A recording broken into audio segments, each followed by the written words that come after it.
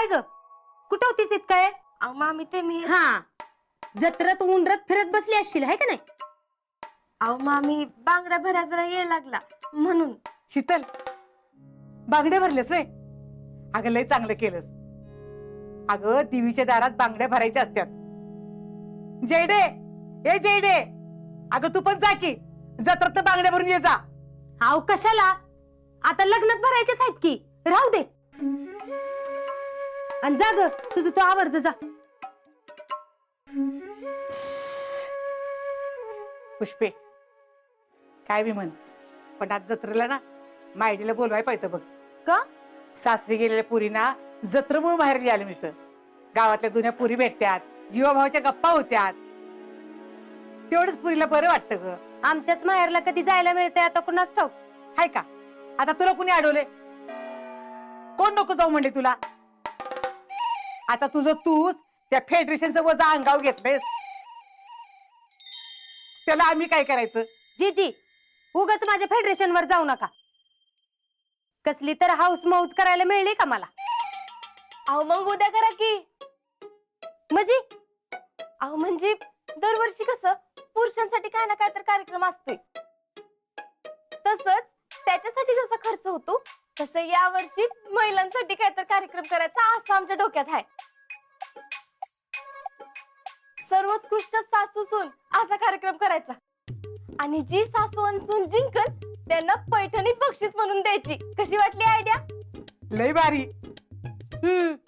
चांगली आहे. मामी, मी तर म्हणते तुम्ही आणि जीजींना भाग घेऊनच टाका आणि जिंकून दाखवाच. हे बया ग बस, उगच काय तर बोलू नकोस. अगं आता ह्या वयात कुठं पळत बीत बसणार आहे मी? एक काम कर शीतल, तू आणि पुष्पे तू, अगं तुम्ही दोघींनी स्पर्धेत भाग घ्या. नाही बाई, उगाच कुठं गावासमोर शोभा.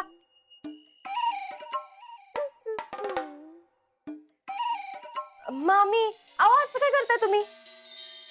जरा विचार करा, जर का तुम्ही ही स्पर्धा जिंकली तर तुम्ही गावात आदर्श सासू असे ओळखले जाल आणि तुमची शान अजूनच वाढल. होय पुष्पे? हा, मग ठरलं, आपण दोघी ह्यात भाग घ्यायचा. मम्मी, पालखीला नेण्यासाठी काय काय लागतंय ग? जेडे, अगं आज तुला सकाळपासून बघत्या कसलं देखणं पाखरू दिसतेस ग माझं.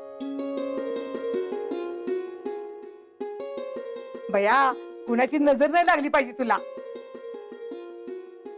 अहो काय नाही बघा, लगीन ठरलंय का नाही तेव्हापासून तिच्या चेहऱ्यावर लयच तेज आलंय. भया, त्या भैयांचं उपकार म्हणाव तेवढं कमीच. ए मम्मी, काय सारखं उपकार उपकार लावले ग? काय खोटं बोलते बाई मी? पुष्पे, अगं ती टोपी मगाशी ठेवली होती ना मी इथं. हाय की तिथंच बघा. आणि ही काय? अगं तुम्हीच आवरून बसलाय वे. हा, अगं ती रांगोळी सडा कधी करणार? पालखी येईल की एवढ्यात? अहो शीतलनीच उशीर केला. मामा, मी आवराय घेते. लगेच आवर. आणि हे बघ, देवीचं पूजन आणि मानकऱ्याची पूजा तुझ्याकडनंच होणार आहे. तू तयारी करून ठेव. होय मामा. लवकर आवरा तुम्ही. होय. आणि हे बघ शीतल, इथनं पुढं घरातल्या सवासण्याची जबाबदारी ती सुद्धा सगळी तुला सांभाळायला लागल. आता तुला जमतंय का नाही कुणास ठाऊक. अगं जमल का काय म्हणतेस? सगळं जमते पुरगीला. आणि यंदाचे पालखीचे मानकरी बी हर्षवर्धन देशमुख आहेत. तेव्हा त्यांचे पाय धुवायचं बी पुण्य तुझ्या पत्रात पडणार आहे बघ.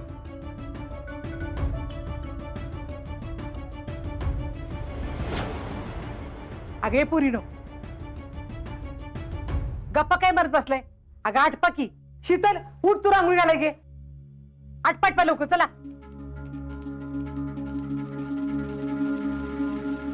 आज समध्या गावासमोर हर्षवर्धनचं पाय धुवायला लागणार. आज तर लय खुश दिसताय तुम्ही. अरे बघ, आपण एवढे खुश काय? टॅलेंट. भैया, आज पालखीचे मानकरी तुम्ही असणार तेव्हा अख्खा गाव तुमच्याकडे बघत असणार, तरी तुम्ही एवढं खुश असणार. बरोबर चुकलाच बघ. तुला सांगतो टॅलेंट, आम्हाला एकच गोष्ट आवडते, वन अँड ओनली शीतल. तुला आणखीन एक गोष्ट सांगतो. या जगात सगळ्यात जास्त आय लव्ह शीतल, आणि या जगात सगळ्यात जास्त आय हेट पण शीतल. अहो पण भैया इथं शीतलचा काय संबंध आहे? मला सांग, गावातून पालखी जाणार का नाही? जाणार. तीच पालखी शीतलच्या घरासमोर जाणार का नाही? जाणार. मग दारात आलेल्या पालखीचं दर्शन घ्यायला आलेले शीतल मानकराचे पाय धुणार का नाही? धुणार. आ? ओ माय गॉड, म्हणजे भैया असा प्लॅन आहे होय तुमचा? भैया मानलं बर का तुम्हाला. तिला म्हणलं होतं आमच्या नादाला लागू नको, वास्तवशील. आता त्या शीतलला म्हणाव बस गावासमोर पाय धुत. आपण रिहर्सल करूयात, रिहर्सल. भैया एक काम करू, मी शीतल बनतो आणि तुम्ही आमच्या घरासमोर पालखी घेऊन यायची. अरे धीर वार.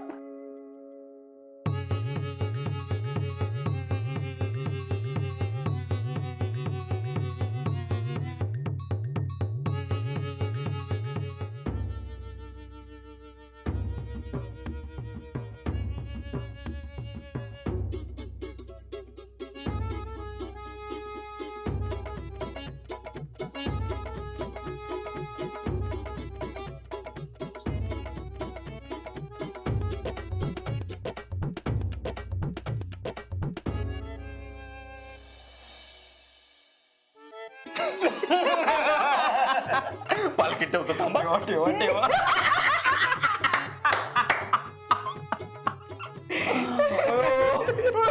तुला सांगतो टॅलेंट, हा दिवस अख्ख्या गावासमोर बघण्यासाठी आमचे डोळे आतुर झाले होते. इकडं इकडं ती मामी आणि जयश्री असणार, इकडं ती नाना बिना जितू काका सगळी पवार फॅमिली असणार, इकडं राहुल्या ती यास्मिन, त्यांच्या सगळ्यांच्या समोर शीतल आमचे पाय धुणार.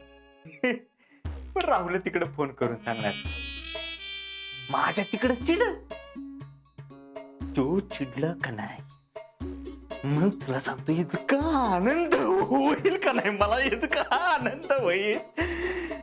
तो ना तिकडच मेला पाहिजे बघ.